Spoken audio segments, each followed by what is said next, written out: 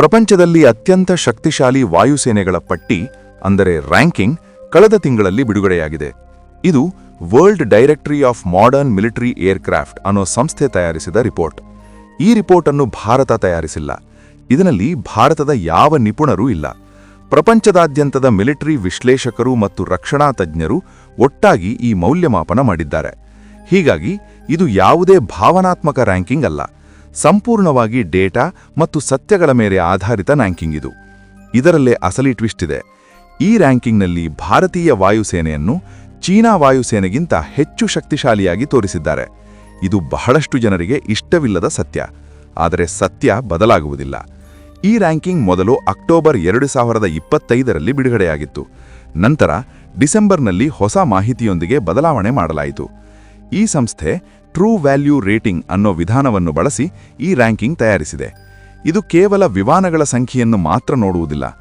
ಆಧುನೀಕರಣ, ಸಪ್ಲೈ ಸೌಲಭ್ಯಗಳು, ಸೈನಿಕ ಬಲಗಳ ಸಮತೋಲನ, ಪೈಲಟ್ಗಳ ತರಬೇತಿ, ಯುದ್ಧ ಅನುಭವ, ಸ್ಥಳೀಯ ಉದ್ಯಮಗಳ ಸಾಮರ್ಥ್ಯ ಹೀಗೆ ಎಲ್ಲ ಅಂಶಗಳನ್ನು ಸೇರಿಸಿ ಮೌಲ್ಯಮಾಪನ ಮಾಡುತ್ತದೆ.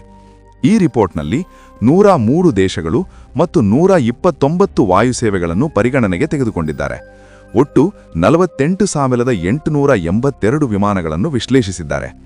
ಇಲ್ಲಿಯೇ ಚೀನಾ ವಿಷಯದಲ್ಲಿ ಸಂಖ್ಯೆಗಳು ಹೆಚ್ಚಿದ್ದರೂ ರ್ಯಾಂಕಿಂಗ್ನಲ್ಲಿ ಹಿಂದುಳಿಯಲು ಕಾರಣ ಸ್ಪಷ್ಟವಾಗುತ್ತದೆ. ಚೀನಾ ಪೀಪಲ್ಸ್ ಲಿಬರೇಷನ್ ಆರ್ಮಿ ಏರ್ಫೋರ್ಸ್ ಬಳಿ 3,733 ವಿಮಾನಗಳಿವೆ. ಆದರೆ ಟ್ರೂ ವ್ಯಾಲ್ಯೂ ರೇಟಿಂಗ್ ಸ್ಕೋರ್ 63.8 ಮಾತ್ರ. ಭಾರತದ ಇಂಡಿಯನ್ ಏರ್ಫೋರ್ಸ್ ಬಳಿ 1,716 ವಿಮಾನಗಳಿವೆ. ಆದರೆ ಟ್ರೂ ವ್ಯಾಲ್ಯೂ ರೇಟಿಂಗ್ ಸ್ಕೋರ್ 69.4. ಈ ವ್ಯತ್ಯಾಸ ಏಕೆ ಬಂತು? ಚೀನಾ ವಿಮಾನಗಳು ಬಹಳಷ್ಟು ಇತರ ದೇಶಗಳ ಡಿಸೈನ್ಗಳನ್ನು ಕಾಪಿ ಮಾಡಿದ್ದು ಅಥವಾ ರಿವರ್ಸ್ ಇಂಜಿನಿಯರಿಂಗ್ ಮೂಲಕ ತಯಾರಿಸಿದ್ದು. J-20 ಸ್ಟೆಲ್ತ್ ಫೈಟರ್ ಹೀಗಿರುವುದರೂ ಸಿಸ್ಟಮ್ ಇಂಟಿಗ್ರೇಷನ್ನಲ್ಲಿ ದೋಷಗಳು ಮತ್ತು ಪೈಲಟ್ಗಳ ತರಬೇತಿಯಲ್ಲಿ ಲೋಪಗಳು ಸ್ಪಷ್ಟವಾಗಿ ಕಾಣುತ್ತವೆ. ಭಾರತದ ವಿಷಯದಲ್ಲಿ ರಾಫೇಲ್, ಸುಖೋಯ್ 30 MKI, ಮಿರಾಜ್ 2000 ಹೀಗಿರುವ ವಿಮಾನಗಳು ನಿಜವಾದ ಯುದ್ಧಗಳಲ್ಲಿ ಪರೀಕ್ಷಿಸಲ್ಪಟ್ಟಿವೆ. ನಮ್ಮ ವಿಮಾನಗಳ ಗುಂಪಿನಲ್ಲಿ 31.6% ಯುದ್ಧ ವಿಮಾನಗಳು, 29% ಹೆಲಿಕಾಪ್ಟರ್ಗಳು, 21.8% ತರಬೇತಿ ವಿಮಾನಗಳಿವೆ. ಇದು ಸಮತೋಲಿತ ಮಿಶ್ರಣ. ಚೀನಾ ವಿಮಾನಗಳ ಗುಂಪು ಹೆಚ್ಚಾಗಿ ಯುದ್ಧ ವಿಮಾನಗಳ ಮೇಲೆಯೇ ಅವಲಂಬಿತವಾಗಿದೆ, ಆದರೆ ಸಹಾಯಕ ಮಿಷನ್ಗಳಲ್ಲಿ ಹಿಂದುಳಿದಿದೆ. ಈ ರ್ಯಾಂಕಿಂಗ್ನಲ್ಲಿ ಮೊದಲ ಸ್ಥಾನದಲ್ಲಿ ಅಮೆರಿಕ ವಾಯುಸೇನೆ ಇದೆ. ಇದು ಯಾರಿಗೂ ಆಶ್ಚರ್ಯ ತರದು. ಎರಡನೇ ಸ್ಥಾನದಲ್ಲಿ ಅಮೆರಿಕ ನೇವಿ ವಿಭಾಗದ ವಾಯುವಿಭಾಗ ಇದೆ, ಅಂದರೆ ವಿಮಾನ ವಾಹಕ ನೌಕೆಗಳಿಂದ ಕಾರ್ಯನಿರ್ವಹಿಸುವ ಯುದ್ಧ ವಿಮಾನಗಳು. ಮೂರನೇ ಸ್ಥಾನದಲ್ಲಿ ರಷ್ಯಾ ವಾಯುಸೇನೆ ಇದೆ. ನಾಲ್ಕನೇ ಸ್ಥಾನದಲ್ಲಿ ಅಮೆರಿಕ ಆರ್ಮಿಯ ವಾಯುವಿಭಾಗ ಇದೆ, ಅಂದರೆ ಯುದ್ಧ ವಿಮಾನಗಳು, ದಾಳಿ ಹೆಲಿಕಾಪ್ಟರ್ಗಳು, ಸಾಗಣೆ ವಿಮಾನಗಳು ಎಲ್ಲ ಸೇರಿ ಒಂದು ಪೂರ್ಣ ವಾಯುಸೇನೆಯಂತೆ ಕೆಲಸ ಮಾಡುತ್ತದೆ. ಐದನೇ ಸ್ಥಾನದಲ್ಲಿ ಅಮೆರಿಕ ಮರೈನ್ ಕಾರ್ಪ್ಸ್ ವಾಯುವಿಭಾಗ ಇದೆ. ಅದರ ನಂತರ 6ನೇ ಸ್ಥಾನದಲ್ಲಿ ಭಾರತೀಯ ವಾಯುಸೇನೆ ಇದೆ. 7ನೇ ಸ್ಥಾನದಲ್ಲಿ ಚೀನಾ ವಾಯುಸೇನೆ ಇದೆ. ಇಲ್ಲಿಯೇ ಅಸಲಿ ಪ್ರಶ್ನೆ ಬರುತ್ತದೆ.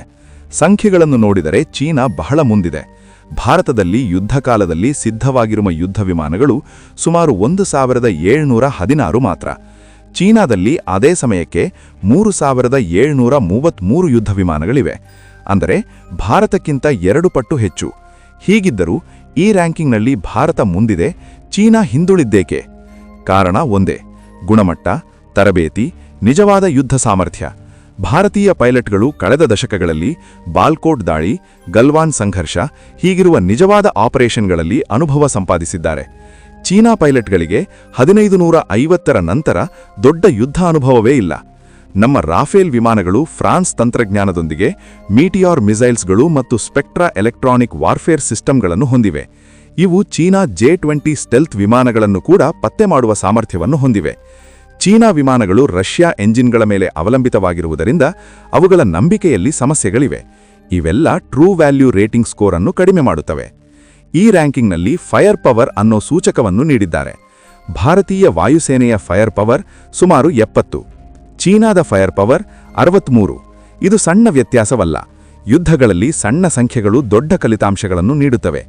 ಇದು ಕೇವಲ ಕಾಗದದ ಮೇಲಿನ ಲೆಕ್ಕ ಮಾತ್ರವಲ್ಲ, ನಿಜದಲ್ಲಿ ಕಾಣುವ ಸತ್ಯ. ಉದಾಹರಣೆಗೆ 2019ರಲ್ಲಿ ಬಾಲ್ಕೋಟ್ ಆಪರೇಷನ್ನಲ್ಲಿ ನಮ್ಮ ಮಿರಾಜ್ 2000 ವಿಮಾನಗಳು ಪಾಕಿಸ್ತಾನದ ಆಕಾಶದೊಳಗೆ ನುಗ್ಗಿ ದಾಳಿ ಮಾಡಿದವು. ಅದೇ ಸಮಯದಲ್ಲಿ ಚೀನಾ ವಾಯುಸೇನೆ ಗಲ್ವಾನ್ನಲ್ಲಿ ನಮ್ಮ ಸುಖೋಯ್ 30 ವಿಮಾನಗಳನ್ನು ಎದುರಿಸಿ ಹಿಂದೆ ಸರಿಯಬೇಕಾಯಿತು. ಈ ರೀತಿಯ ನಿಜವಾದ ಸಾಮರ್ಥ್ಯ ಈ ಸಂಸ್ಥೆಯ ರ್ಯಾಂಕಿಂಗ್ನಲ್ಲಿ ಭಾರತವನ್ನು ಮುಂದೆ ತಂದಿದೆ. ಈ ರ್ಯಾಂಕಿಂಗ್ ಬಿಡುಗಡೆಯಾದ ನಂತರ ಆಸಕ್ತಿದಾಯಕ ವಿಷಯವೇನೆಂದರೆ, ಭಾರತದ ಹೊರಗೆ ಪ್ರಪಂಚದಾದ್ಯಂತ ನಮ್ಮ ವಾಯುಸೇನೆಯನ್ನು ಪ್ರಶಂಸಿಸುತ್ತಿದ್ದಾರೆ. ಆದರೆ ನಮ್ಮ ದೇಶದಲ್ಲೇ ಕೆಲವರು ಮಾತ್ರ ಇದನ್ನು ಹೀಗಳೆಯುತ್ತಿದ್ದಾರೆ. ನಾವು ಪಾಕಿಸ್ತಾನದ ಮುಂದೆಯೂ ನಿಲ್ಲಲಾರೆವೆಂದು ಹೇಳುತ್ತಿದ್ದಾರೆ. ರಾಫೆಲ್ ವಿಮಾನಗಳು ಕುಸಿದು ಬಿದ್ದವು ಎಂದು ಹೇಳುತ್ತಿದ್ದಾರೆ. ಸಾಮಾಜಿಕ ಮಾಧ್ಯಮಗಳಲ್ಲಿ ಆ ವಿಡಿಯೋಗಳು ಮತ್ತು ಕಮೆಂಟ್ಗಳು ಇನ್ನೂ ಇವೆ. ಆದರೆ ಸಮಸ್ಯೆ ಏನೆಂದರೆ, ಭಾವನೆಗಳೊಂದಿಗೆ ಯುದ್ಧಗಳನ್ನು ಗೆಲ್ಲಲು ಸಾಧ್ಯವಿಲ್ಲ, ಸತ್ಯಗಳೊಂದಿಗೆಯೇ ಗೆಲ್ಲಬೇಕು. ಈ ರ್ಯಾಂಕಿಂಗ್ ಬಿಡುಗಡೆಯಾದ ನಂತರ ಭಾರತ ಸರ್ಕಾರ ಅಧಿಕೃತವಾಗಿ ಇದನ್ನು ಆಚರಿಸಿತು. ಬಿಜೆಪಿ ಸಾಮಾಜಿಕ ಮಾಧ್ಯಮ ಖಾತೆಯಲ್ಲಿ ಪೋಸ್ಟ್ ಮಾಡಿ ಇದು ಹೆಮ್ಮೆಯ ಕ್ಷಣ ಎಂದು ಹೇಳಿದರು. ಚೀನಾ ಮಾಧ್ಯಮ ಗ್ಲೋಬಲ್ ಟೈಮ್ಸ್ನಲ್ಲಿ ಈ ರ್ಯಾಂಕಿಂಗ್ ಅನ್ನು ಭಾರತೀಯ ಮಾಧ್ಯಮಗಳ ಹೈಪ್ ಎಂದು ತಳ್ಳಿಹಾಕಿತು. ಆದರೆ ಅವರ ತಜ್ಞರು ನಮ್ಮ ಆಧುನೀಕರಣ ಕಾರ್ಯಕ್ರಮಗಳನ್ನು ಒಪ್ಪಿಕೊಂಡರು. ಇದು ಏಷ್ಯಾದಲ್ಲಿ ಶಕ್ತಿಯ ಬದಲಾವಣೆಯನ್ನು ಸೂಚಿಸುತ್ತದೆ. ಭಾರತ ಈಗ ಚೀನಾಕ್ಕೆ ಪ್ರಾದೇಶಿಕ ಪ್ರತಿಸ್ಪರ್ಧಿಯಾಗಿ ಉದಯಿಸುತ್ತಿದೆ. ಈಗ ಅದೇ ಸತ್ಯಗಳು ನಮ್ಮ ಮುಂದೆ ಸ್ಪಷ್ಟವಾಗಿ ಕಾಣುತ್ತಿವೆ. ಪ್ರಸ್ತುತ ಚೀನಾ ತೈವಾನನ್ನು 4 ಕಡೆಯಿಂದ ಸುತ್ತುವರಿದು ದೊಡ್ಡ ಯುದ್ಧಾಭ್ಯಾಸಗಳನ್ನು ಮಾಡುತ್ತಿದೆ. ಇದು ಸಾಮಾನ್ಯ ಅಭ್ಯಾಸವಲ್ಲ, ಇದು ಭಾರೀ ಯುದ್ಧಾಭ್ಯಾಸ. ಭವಿಷ್ಯದಲ್ಲಿ ತೈವಾನ್ ಮೇಲೆ ದಾಳಿ ಮಾಡಿದರೆ ಹೇಗಿರುತ್ತದೆ ಎಂದು ಪರೀಕ್ಷಿಸುವ ರಿಹರ್ಸಲ್. ಡಿಸೆಂಬರ್ 29 ಮತ್ತು 30ರಲ್ಲಿ ಜಸ್ಟಿಸ್ ಮಿಷನ್ 2025 ಹೆಸರಿನಲ್ಲಿ ಚೀನಾ ಈ ಅಭ್ಯಾಸಗಳನ್ನು ಆರಂಭಿಸಿತು.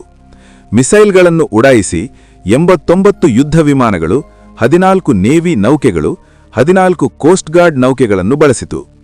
ತೈವಾನ್ ಮುಖ್ಯ ದ್ವೀಪದ ಸುತ್ತಲೂ 7 ಪ್ರದೇಶಗಳಲ್ಲಿ ನಿಜವಾದ ದಾಳಿ ಅಭ್ಯಾಸಗಳು, ಸಿಮ್ಯುಲೇಟೆಡ್ ಬ್ಲಾಕೇಡ್ಗಳನ್ನು ಮಾಡಿದರು.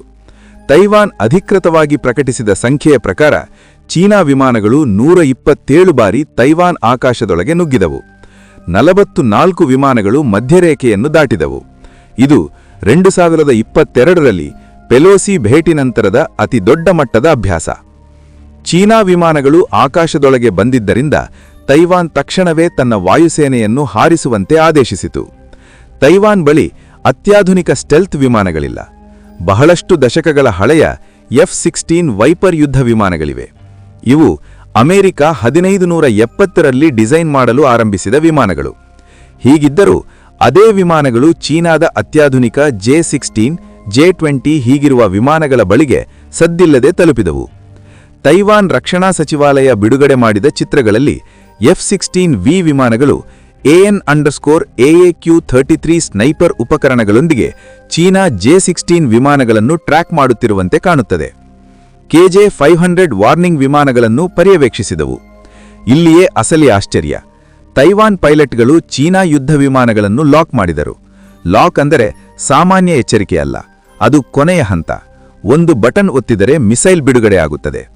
ಚೀನಾ ಪೈಲಟ್ಗೆ ತನ್ನ ವಿಮಾನ ಲಾಕ್ ಆಗಿದ್ದು ತಿಳಿದ ತಕ್ಷಣ ತಪ್ಪಿಸಿಕೊಳ್ಳಲು ಪ್ರಯತ್ನಿಸಿದನು. ಗಾಳಿಯಲ್ಲಿ ತೀವ್ರವಾಗಿ ಮಾರ್ಗ ಬದಲಿಸಿದನು, ಮ್ಯಾನ್ಯೂವರ್ಗಳು ಮಾಡಿದನು. ಹೀಗಿದ್ದರೂ ನಿಮಿಷಗಳವರೆಗೆ ಲಾಕ್ನಿಂದ ಹೊರಬರಲು ಸಾಧ್ಯವಾಗಲಿಲ್ಲ. ಕೊನೆಗೆ ತೈವಾನ್ ಆಕಾಶವನ್ನು ಬಿಟ್ಟು ಹಿಂದೆ ಹೋಗಬೇಕಾಯಿತು. ಇದು ಅಭ್ಯಾಸದ ಸಮಯದಲ್ಲಿ ನಡೆದ ನಿಜವಾದ ಘಟನೆ. ತೈವಾನ್ ನೇವಿಯ ಚೆಂಗ್ಕುಂಗ್ ರಕದ ನೌಕಾ ಟಿಯಾನ್ ಡಾನ್ ಕೂಡ ಚೀನಾ ಟೈಪ್ 54A ರಕದ ನೌಕಾ ಅನ್ಯಾಂಗ್ ಅನ್ನು ಅನುಸರಿಸಿತು.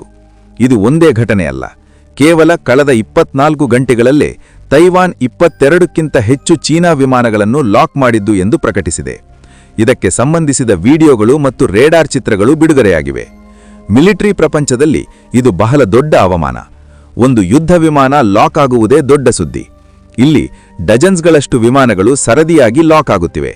ಅದು ಹಳೆಯ F-16 ವಿಮಾನಗಳಿಂದ. ಇದು ಚೀನಾ ಅಭ್ಯಾಸಗಳಲ್ಲಿ ಅತಿದೊಡ್ಡ ವೈಫಲ್ಯ.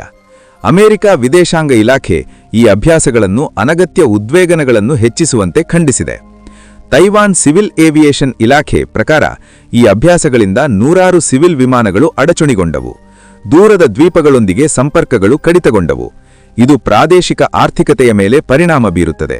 ಸೆಮಿಕಂಡಕ್ಟರ್ ಸಪ್ಲೈ ಚೈನ್ ಅನ್ನು ಭಂಗಪಡಿಸುತ್ತದೆ. ಇಲ್ಲಿಯೇ ಅಸಲಿ ವಿಷಯ ಅರ್ಥವಾಗುತ್ತದೆ.